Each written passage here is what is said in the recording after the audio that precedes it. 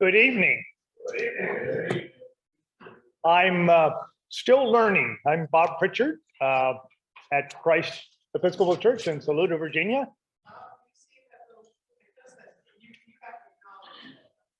I have to acknowledge that. What do I acknowledge? Oh, yes, I got it. Okay, I'll try again. The wonderful thing is it's easier to cut something out of a Zoom than put it in when you didn't record it, as we learned last week.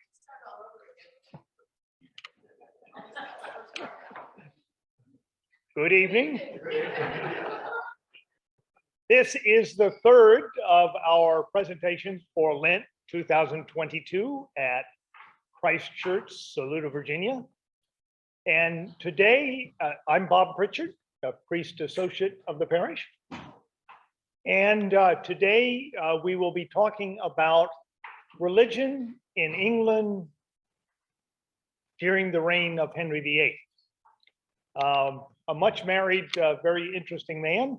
But you may see by the title that I'm not sure that it would make sense to say that he brought the Reformation to England.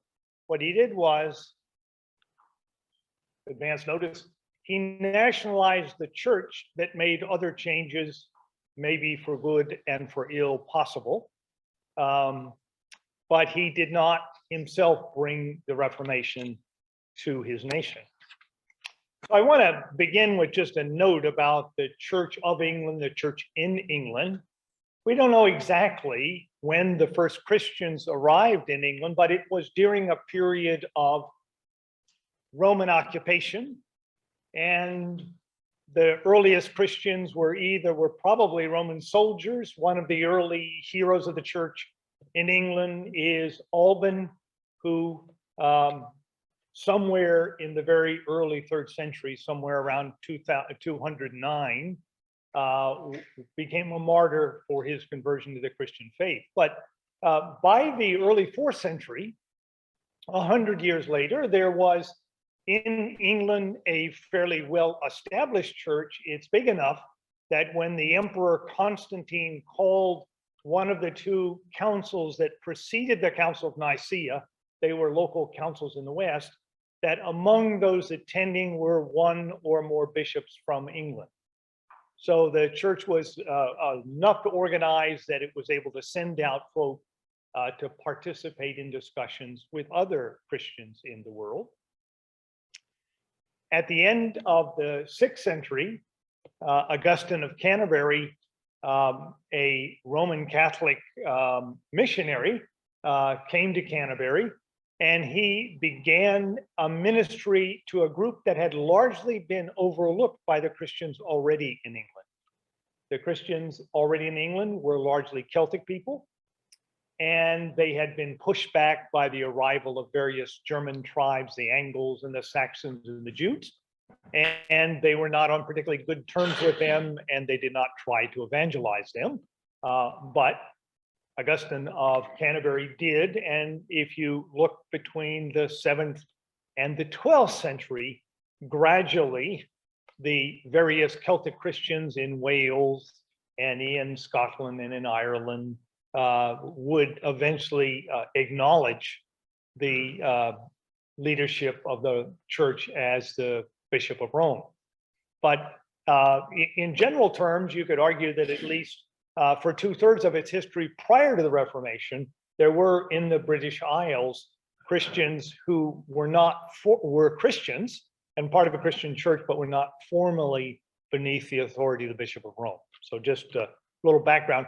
Sometimes people make a distinction between the church in England, the Church of England, but it's not a question of a church beginning at the Reformation, but a church transforming its character.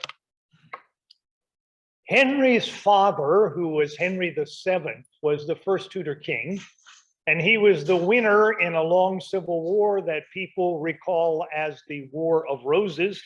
And they do that because the two fighting branches of the Plantagenet family, the Yorks and the Lancasters, both had family seals with roses on them, one white and one red, and so people called that long fight And Henry's father came away with a conviction that if you wanted to rule a modern nation, you had to take away the power of the nobility, because you didn't want another war of roses between noble families. And Henry wanted to pass on his rule to his family, becoming a more modern nation.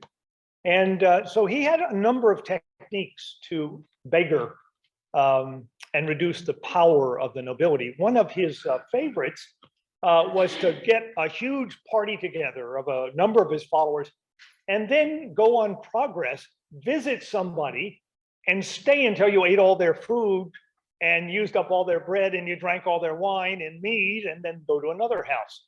So that noble family would therefore lose the resources that they might use to pay other people to join their local army or support them. And so they would go from place to place. He wasn't above murdering somebody now and again. And he also had the habit of, that would be perfected in France a couple centuries later, but of drafting all the children of the noble families to come and serve as pages and maids in waiting. So you could get to know who they were and who could be trusted, and you'd have a chance to kind of whisper in their ear and shape their political ideas about the nation. So by a whole variety of ways, some of which were unscrupulous enough that when Henry VII died, he paid various monastic orders the money for 10,000 celebrations of the Mass in his name to atone for things that he might have done wrong in his lifetime.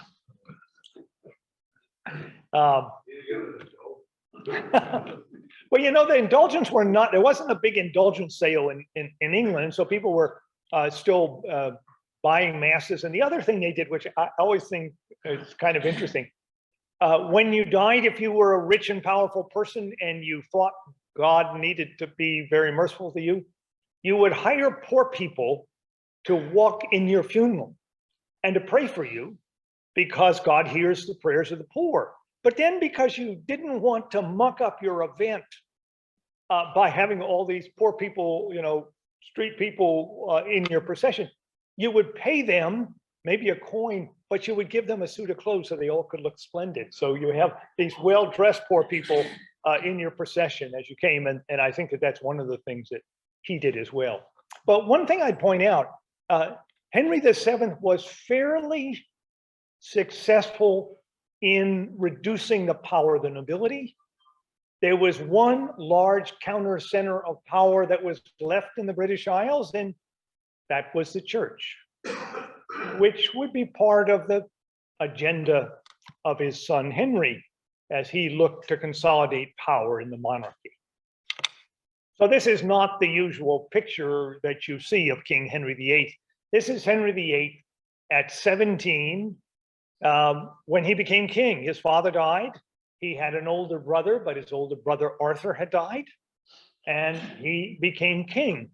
He was an interesting candidate. He had been trained by humanist scholars, and in his first 10 years as king, he sought the advice and counsel of many people. Erasmus of Rotterdam, the great humanist scholar from Holland, spent some time teaching in England and engaged in conversation with him. He had scholars like Thomas More and John Fisher and Cuthbert Tunstall and others. And unlike some other kings, he knew how to write. It was common for kings to know how to read, but not actually to know how to write, but he knew how to write, and he knew some Latin and was a fairly intelligent man. And he followed his father's directions while his parents were alive. One of them was his older brother had been had been betrothed and then married the Catherine of Aragon from the royal family of Spain and the Holy Roman Empire. And then he died. Now, if you look in the back, I think, of some English prayer books to this day, there is a list taken out of the Pentateuch of all the people you can't marry. and one of your brother's sister. No, you can't marry her at all, is the provision. But in the Roman Catholic Church, any rule can be set aside if the Pope says so. And so this is another way in which you can increase the fortunes of the Church of Rome, and also you can make exceptions. And Henry knew about this because his sister got one such indulgence in order to remarry after her husband died. And so he got special permission to marry his brother's wife. And so she was somewhat older than he was, but they were married as soon as he turned 18. So about 6 weeks after he became king, he turned 18 and he married Catherine of Aragon.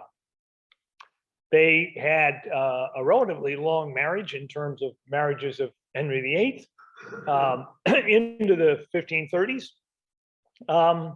But they only had one child who lived. They had a number of stillbirths and miscarriages.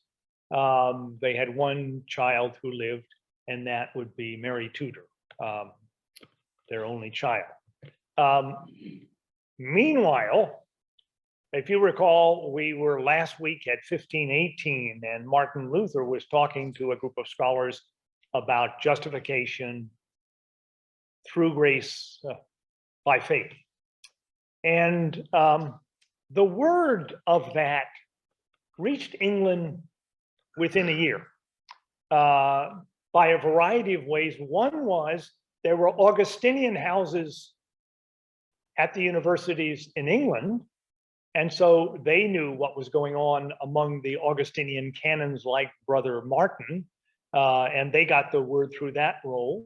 The other thing that happened is that one of the big clients for booksellers were Cambridge and Oxford, the universities, and one of the places they often got their books were in Holland. And so booksellers began to get the hot new books that were coming off the press, many of which were written by Martin Luther. And they arrived certainly by 1520 in English universities. And there's one man who is generally acknowledged to be the first Protestant in England, and he is a man named Thomas Bilney, who was a student at Trinity Hall, Cambridge, fairly serious man with a lot of late medieval ideas about sinfulness. And later he sent letters about his experience to his bishop, Cuthbert Tunstall, who was a humanist. He said, you know, I was like that woman in Mark's gospel who spent all the money she had on doctors and was none the better. I spent all that I had and used up all my substance praying for masses on my behalf, buying, giving gifts to the poor, staying up late at night, and fasting, seeking confession multiple times, all the things, but I was none the better after all that time. And for him, at least as he explained it to his bishop, the difference came not directly through reading Martin Luther, and I have a comment about that in a minute, but rather by reading the hot new book that was published in 1519 in Cambridge, where he was a student. And that is Desiderius Erasmus collected all the Greek texts he could find from monasteries, copied them, so he had an almost complete Greek text of the New Testament, which he published. And then he wrote his own translation of the New Testament in Latin, but he made different choices than Jerome had much earlier. And there were a couple of holes where he didn't find it, but this was an exciting book for students. And sometime in 1519 or shortly thereafter, Thomas Bilney was able to borrow the book from someone else and read it, and in Latin. And it was so exciting, he just stayed up until he read it all the way through. So he read the New Testament through in Latin, and he was just bowled over by what he read. And he was particularly excited when he got to 1 Timothy. And this is what he wrote to his bishop. Excuse me, I've got to try to move this around a little bit. He wrote to his bishop this: at the first reading, I chanced upon this sentence of St. Paul, "O most sweet and comfortable sentence to my soul," in 1 Timothy 1. It is a true saying and worthy of all men to be received, that Christ Jesus came into the world to save sinners, of whom I am chief and principal. This one sentence, through God's instruction and inward working, did so exhilarate my heart, being wounded with the guilt of my sins and almost in despair, that immediately I felt a marvelous comfort and quietness, insomuch that my bruised bones leaped for joy. Now, you should recognize that sentence if you've ever been at a Rite One celebration of the Eucharist, because it's right there in the Eucharist as one of the comfortable words that Thomas Cranmer would later put into the first edition of the Book of Common Prayer. It is a true saying and worthy of, I guess we say, of all now to be received, that Christ Jesus came into the world to save sinners. It also, not coincidentally, had been a sentence that Martin Luther put into his guide, suggesting how the Roman liturgy might be reformed. So what Tunstall, what Thomas Bilney told to his bishop that had happened to him was he heard the word, he understood the very point that Martin Luther was trying to say. God doesn't save us because we're so good, but God forgives us because we're sinners and gives us the gifts of grace. And his bruised bones leapt for joy. Now, such good news can't remain in quiet very long. And you can argue that the Reformation in Germany started either in Wittenberg in the classroom and chapel there, classrooms and chapel, or at Heidelberg, where Martin Luther shared his theological ideas with his order. The argument for England, I think, is the English Reformation started in a bar. And there was a student hangout near Cambridge, in the midst of Cambridge University, called the White Horse Inn. And beginning about 1519 until about 1530, students came in and talked theology over beer and shared the good news.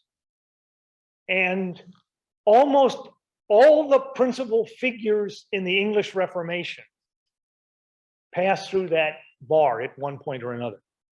So I've got a list of them: Hugh Latimer, who would become a bishop; Robert Barnes, who would be a theologian and also negotiate ecumenically with Lutherans; William Tyndale, the biblical translator; Nicholas Shaxton; Richard Cox; John Frith, an early theologian who wrote on the Eucharist; Miles Coverdale, who finished the Bible that William Tyndale started. And they all passed through that one place and drank and were pretty much unbothered by the church authorities up until about 1525 or 1526. Now, an interesting thing happens, and this is a big mistake if you are looking from the point of view of the hierarchy of the church. And that is, in 1525, Cardinal Thomas Wolsey, the highest authority in the Roman Catholic Church in England, decided modestly to create a new college at Oxford University and name it after himself. And so Cardinal College was established in 1525. And then he wanted the best faculty he could get, so he hired some people from Oxford. And then he went to Cambridge and he said, who are the bright young people here at Cambridge that I ought to look out? I'd like to bring them as faculty. And he then hired a whole group of people, all who were part of the group that met at the White Horse Inn and shared Protestant ideas that they heard from Europe. And so what was going on at Cambridge, the Cardinal introduced in his new college at Oxford. Now, Henry VIII in the 1520s was not very enthusiastic about Martin Luther, and I'll tell you a number of reasons why. And so it is difficult looking at the records of people who were involved at this point as to whether they were reading Luther, which the authorities decided they certainly were, or whether they were independently making all their ideas by reading the works of Erasmus and his translation of the Bible. Now, by 1521, it became clear that Henry was no friend of Luther. And when people got called before their bishops to explain their ideas, it is, to me, no surprise that they didn't say, oh, I learned this from Martin Luther. But they appealed to the very source that the bishops themselves appreciated, the scholarship of the humanists like Erasmus. And so if you look at Bilney, he doesn't immediately say, I got this from Luther, but some of his companions will say precisely that was going on. I think that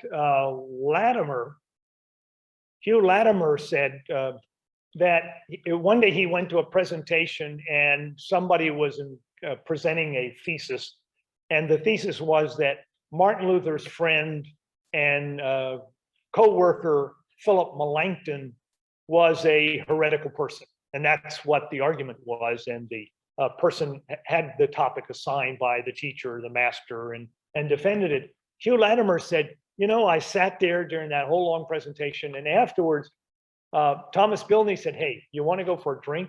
You know, and they went to the White Horse Inn, I guess, or some other place, and they sat down, and Latimer said, I learned more from him in 15 minutes than I learned from my whole education to that point. And what Latimer did was, learned was something about the ideas of Martin Luther. And he was clear later on saying it was Luther. But at the moment, sometimes people will say, oh, this is only from reading the translation of the Bible by Erasmus. Now, one of the reasons that Henry VIII was no friend in the 1520s of Martin Luther and Lutheranism has to do with a little bit of history in England 2 centuries before. There was a period of time in the 14th and early 15th century in which there were 2 and sometimes 3 people who claimed they were a pope. Which was that, you know, the popes elected somebody, the cardinals elected somebody pope, then they didn't like them and they went and elected somebody else. And so you had 2 different people claiming the office at the same time. And this is from that period, if you look at the illustration, it is an illustration showing 2 popes and 2 cardinals and the kind of confusion that must have caused. What it did was, it made it cheaper to found a university and get a charter from the papacy to found a university. And it made it less expensive to do lots of things because you could go to the lowest bidder. And it also meant that it was easier to avoid the discipline of the church, because if you got in trouble, you could just appeal for the pope on the other side. And then when there were 3 of them, it got really interesting and you had 3 choices. But it created a moment in which 2 people in particular, John Wycliffe in England and Jan Hus in Bohemia, in Poland today, both of them were able to have a degree of freedom and thought that would not have been the case before or after, because you can always appeal to the other pope when you're in trouble and negotiate a deal in some ways. John Wycliffe had an extreme view of predestination, which was kind of interesting. His view was that you are bound to follow the civil and church authorities, but the true pope and the true king are chosen by God and only really known to him. And so you are not necessarily bound to the person who claims authority, because they may not be the real person that you're supposed to follow. That's useful when there are two popes. It's kind of, you can see how you might get to that point of view. So you only have to follow the true one. He believed that the Bible should be translated into English, and he and his followers would begin a translation. He believed that there should be communion in both kinds. He was opposed to the doctrine of transubstantiation. And most importantly of all, some of his followers, acting on his idea that you didn't have to follow a king who wasn't really predestined by God, started a revolution in 1413. Wycliffe then was dead, tried to overthrow the King of England. That didn't work out very well for them.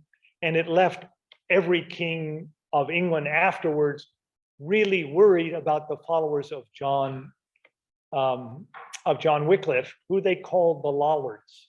And it may be from a Dutch word, the mumblers. It may be that if authorities got too close to people, they dropped their voice and had very little to say that could be heard. And so they called them the mumblers.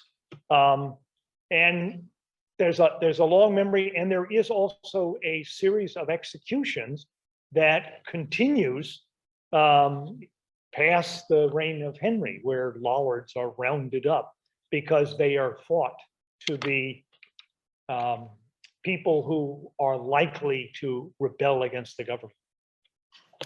So in 1520, Martin Luther writes a marvelous book, which is called The Babylonian Captivity of the Church. And he applies a critique against many of the practices of the church. Among them, he is critical of the way the church handles marriages. He says, you know, what the church does is it describes all the circumstances where you can't marry, and then sells you permission to break those rules. And he compared it to a form of prostitution. You know, you've got to pay the church in order to consummate a marriage because you're breaking rules that the church was the one that established in the first place. His major complaint, though, is that the way the sacraments are presented undermines the simple faith in the promises of God and confuses us with lots of other things. And so he said there are only 2 or maybe 3 sacraments. He thought the others are all creations of the church. And he pressed again and again on faith. And if you want to read something about the German Reformation, it's a delightful book to read. He has a little bit of a foul mouth in what he says about people. So it's a kind of interesting book, and you can find online copies, and you can buy copies from Amazon if you want to look at the Babylonian Captivity of the Church. Henry VIII was not happy about what was being said about the sacraments. And he responded with a book that he may have written, or there may have been a co-author like Thomas More, or he may have written it entirely, or others may have helped, but he came out with a book which is called the Assertio Septem Sacramentorum, the defense of the 7 sacraments, or the assertion of the 7 sacraments in 1521. And it is a fascinating book, or I found it fascinating, but it doesn't seem to be a bestseller because I've only found one translation. You can find it in Latin.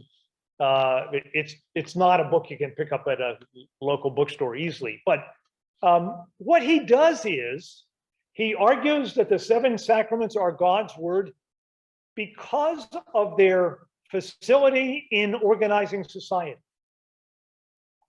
So he argues penance must be a sacrament, because if it's not a sacrament, people won't feel guilty.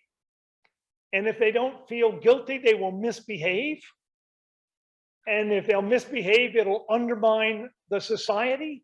And therefore, penance must be a sacrament. Or I like our comment about marriage. Marriage must be a sacrament, because if it's not a sacrament, nobody will get married. And if nobody gets married, they won't have children. And if they don't have children, who will be the future taxpayers of the kingdom? And who can be drafted into the army? I mean, it's a very, it may well have come from Henry. It sort of reflects, or he may have had many of the ideas in the book, because it reflects his sense that the church is good for organizing his nation, and he doesn't want anyone to upset the apple cart by suggesting that the system needs to be changed. So he goes through sacraments, all because of their social utility in keeping his kingdom alive and his nation healthy. Now, he also gets a little bit worried about Luther when in 1525, Luther gets in a debate with Erasmus on the bondage of the will and begins to talk a little bit about predestination. I think that may lead him to think a little bit about John Wycliffe's ideas about leadership and predestination. So he's, by 1525 or 26, he is not happy with Protestants and followers of Luther, and he gives permission that the universities begin to bring in people who look like Protestants and question them. And the rules of the game are this, and it's really the result of a compromise of the 4th century.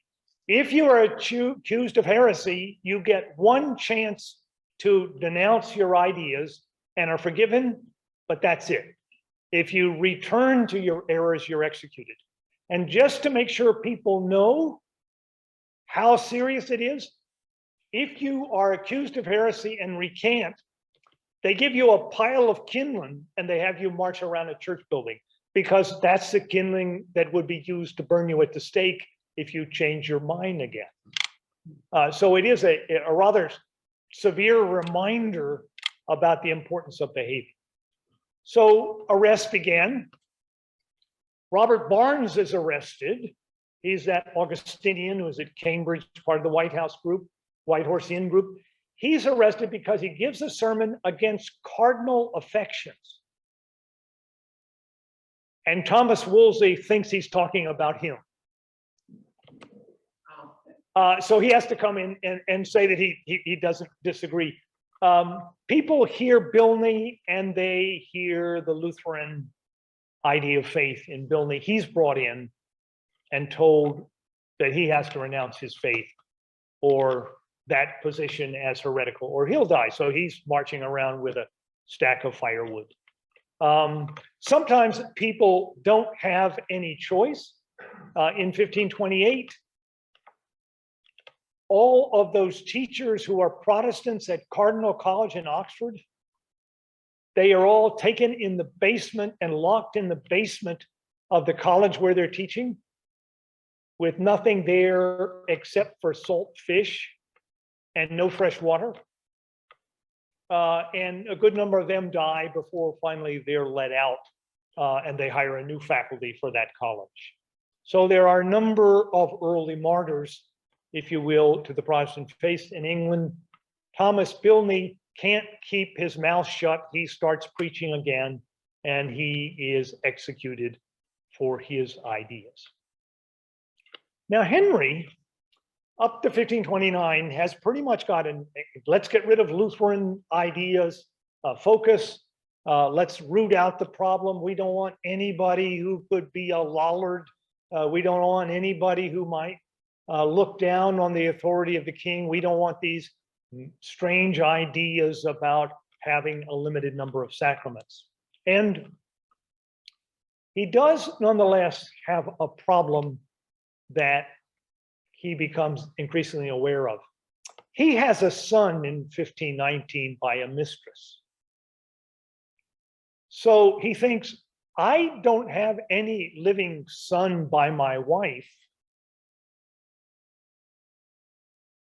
and I can have a son by a mistress.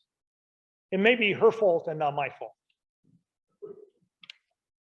And besides, she's 10 years older than he is, or a number of years older than he is.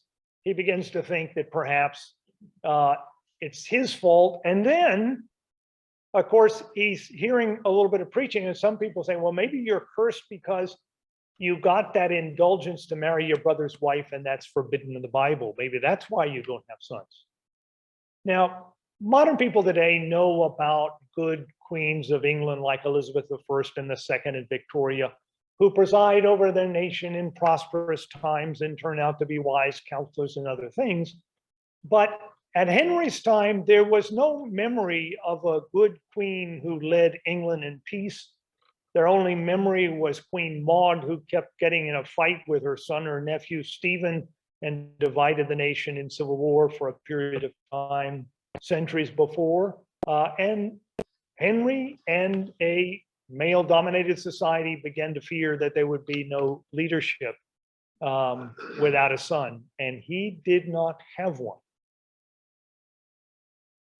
So he begins to hire people, public relations officials, if you will, to go to Rome, to go to universities, and to collect opinions as to whether the Bishop of Rome should give him an annulment to his marriage so that he can marry his current mistress, whose name is, or his current apple of his eye, who is Anne Boleyn. She wisely declines to have sexual congress with him, but he is very interested in her, and he wants permission. And he does not get it. And there's no chance that he's ever going to get it, because his wife's nephew is the Holy Roman Emperor and has troops stationed in Rome. Now, it was one thing to give permission to his sister, who was married to a king of France, to remarry, but it's quite a different thing to get permission to remarry when your wife's nephew is in a strong position to tell the Pope what the Pope can do or not do. And so he begins to decide, but by 1529, he's pretty much convinced that all these ambassadors that he's sending off to different places and all the appeals that he's asking Thomas Wolsey, Cardinal Wolsey, to make for him, he briefly thinks what happens is that Wolsey will get elected Pope and he'll give him the permission he wants, but that doesn't happen. And he becomes less and less happy. And so he decides upon another strategy: nationalize the Church of England and remove the papacy from the equation and create a church that can grant him what he would like and recognizes his importance as God's anointed leader over the nation. And he marches through this process in the 1530s, in effect nationalizing the church. He's not the first monarch who's come up with this idea. The kings of France at one point deny the Pope has any control over the church in France. The kings of Spain will, a couple centuries later, declare that the Pope has no control over Spain. The French, during the French Revolution, will declare that the Pope has no jurisdiction. So the idea of nationalizing the church, of saying all the decisions belong here in this nation in accordance with our rules, is not entirely a new idea, but it's one that he pursues with a great deal of seriousness. One of the strategies he's learned from his father is, one of the ways to get ahead is appoint to people to public office of great importance who have absolutely no family qualifications for the job, because they are entirely indebted to you for their position. If you choose the son of a duke there's a duke and a duke's army somewhere behind that character. But he began to choose people in his government, like Thomas Cromwell as his chief chancellor, and like Thomas Cranmer as the Archbishop of Canterbury, who were not from powerful and rich families and who were more in his control than others. And so he begins to work, particularly with Cromwell, and they move through the parliament in rapid order a whole series of regulations. They declare it against the law to appeal any decision reached in England, even by the church, to a court outside of England, against the law to pay any money to a foreign power, like, say, the Bishop of Rome, who expects a penny from every Christian every year and a year's salary for any new bishop or dean or another person in exalted position. That's against the law. There's an ancient provision called praemunire, which makes it treason to listen to a foreign leader. And Henry brings a praemunire charge against the whole leadership of the church and says he'll only remove it if they give him a large fine, which is done. He's a master, particularly with Cromwell, of whipping up negative publicity. And two of the ways he does it are these.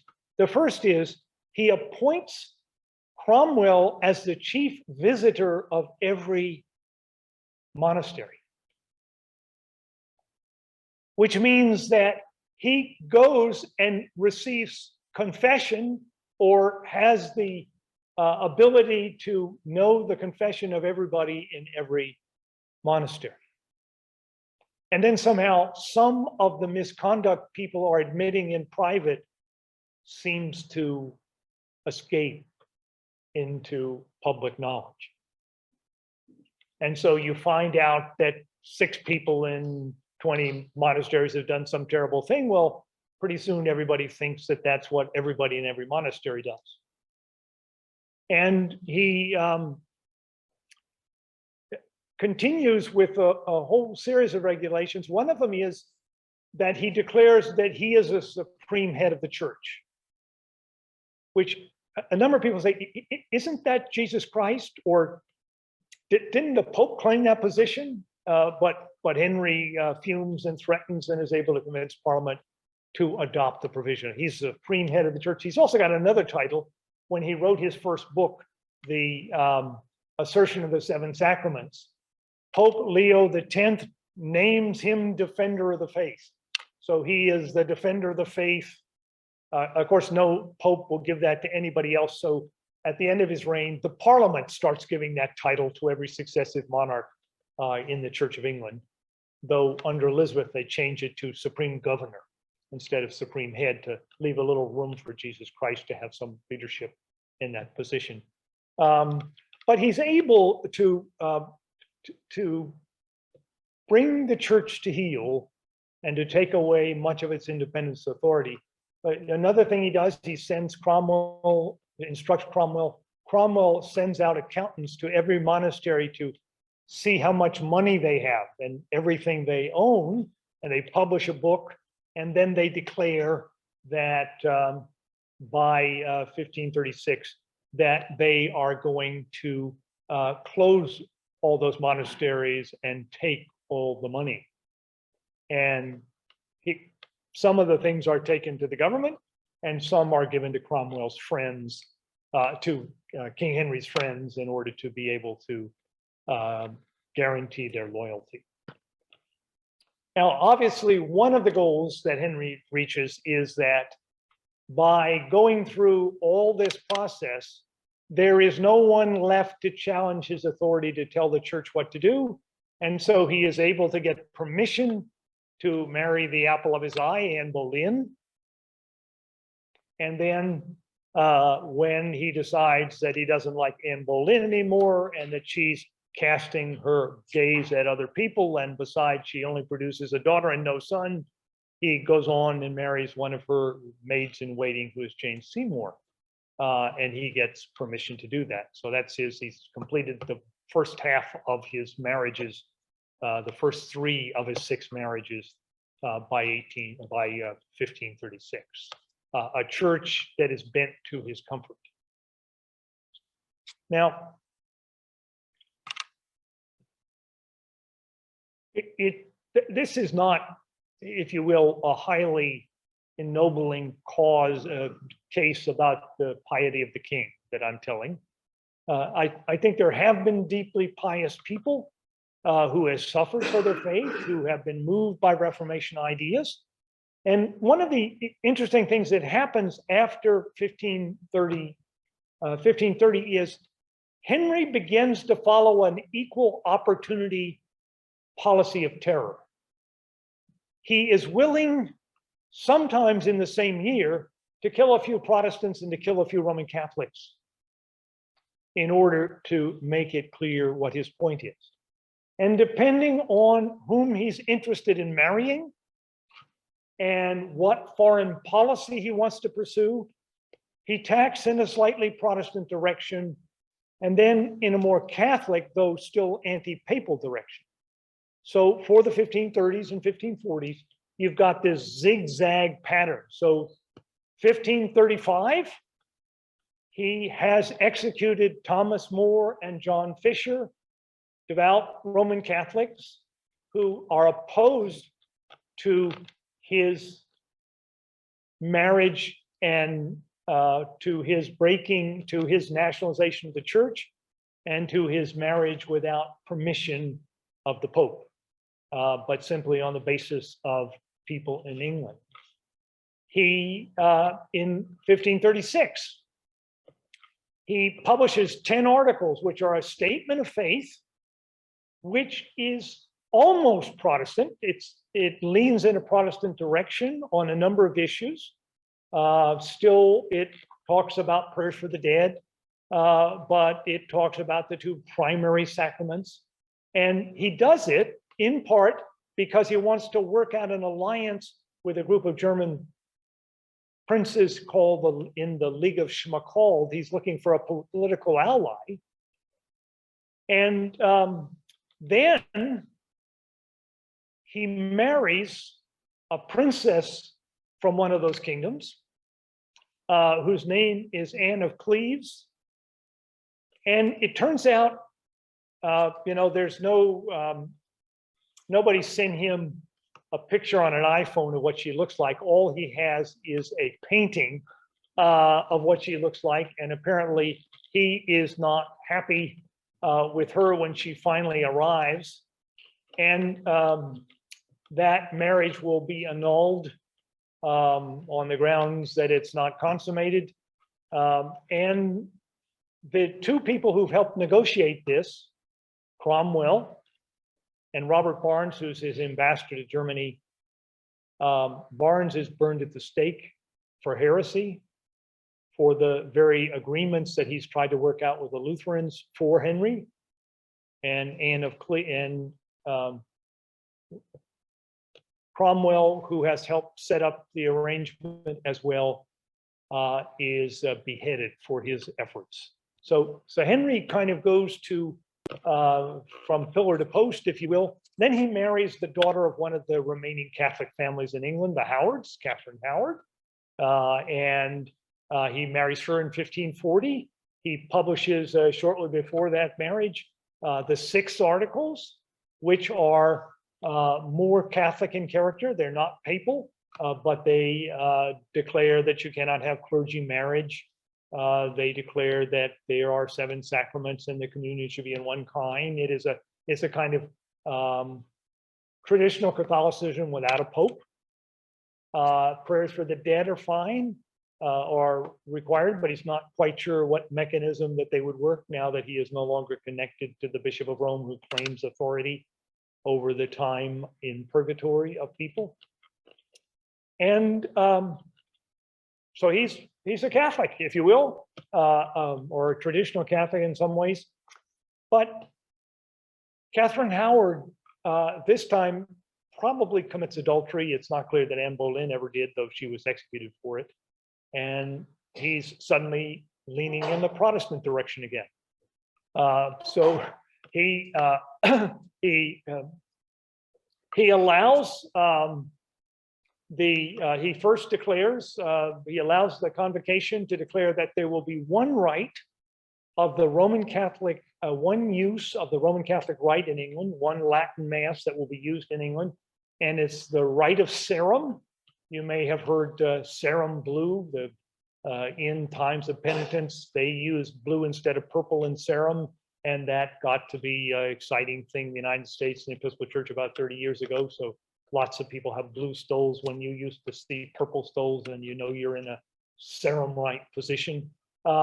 He allows in the 1540s the publications of two portions of liturgy in the English language. The first public worship authorized in the English language is the litany, what we now call the Great Litany. He's in the middle of one of his wars, this was Scotland, and he wants the nation to pray for him, and he thinks if they pray in English, they'll be more likely to know what they're doing in their prayers. And so he allows them to pray. He, in 1548, will allow the publication of a rite of communion, which you would recognize. It includes the prayer of humble access, a confession, the comfortable words, and a prayer of thanksgiving. So there is a short rite that is allowed. So he's moving toward the liturgy in English. And so there's one last counterattack by the more Catholic traditionalists in England, and that is they began to push Henry to arrest various people. One of them under suspicion of being Protestants. One of them is the woman in this illustration, whose name is Anne Askew. Her brother works for Thomas Cranmer.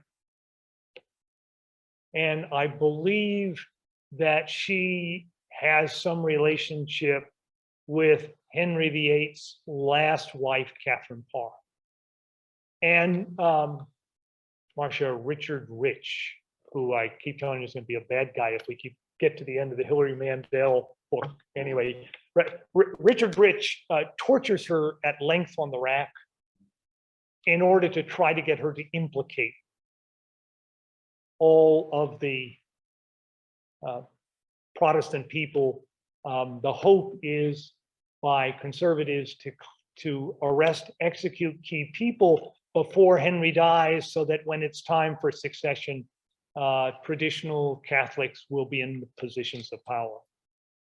And let's see if I just want to look back here at Henry has gradually, however, appointed both traditional Catholics like Stephen Gardiner to his government. But a lot of those White House in people have gotten positions in his church and in the state. So Robert Barnes was an ambassador. Latimer becomes a bishop. Nicholas Ridley becomes a chaplain to the royal family and therefore to his only son. And Richard Cox becomes a tutor to his son. So when Henry dies, he leaves in place, if you will, a somewhat disgraced traditional Catholic nobility, because they've done terrible things with not great results, like burning Anne Askew at the stake without getting any confession. But they have also left in position some of the people who in the 1520s had been touched by the evangelical message from Luther. And so that's where we'll pick up next week, where Marcia and I will be in California, but you will hear me on the television by one form or another next week as talk about liturgical form. I've had a lot to say, but are there questions, corrections, additions? Yes, Grace. Granted by Leo the 10th. gave him some reason to believe that was the head. Wasn't it that he could be the head of the church and that he had some special status? Well, you know, there's a sort of widely held belief at this point that God chooses kings and God chooses bishops, and God uses both of them.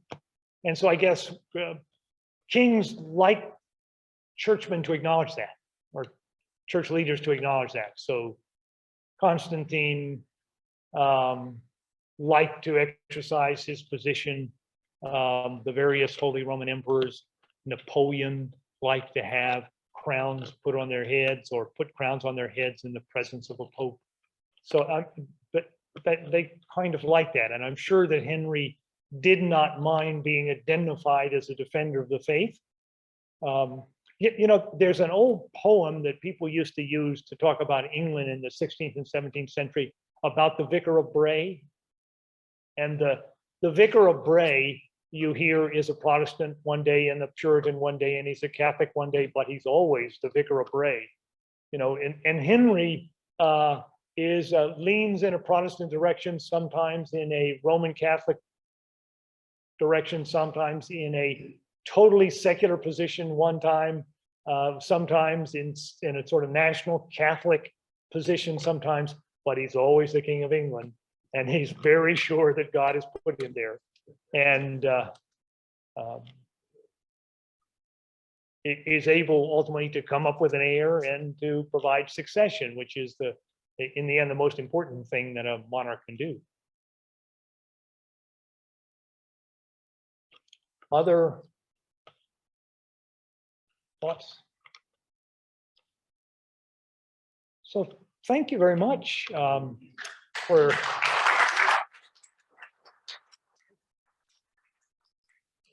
this is a period of English history that makes great movies and television programs, but doesn't always ennoble the faith. But that's why I like to spend some time with the Cambridge Protestants and those people like Cranmer and others who bided their time until, in God's good time, Henry left this earthly realm and they were able to begin to bring change in the life of the church. Thank you.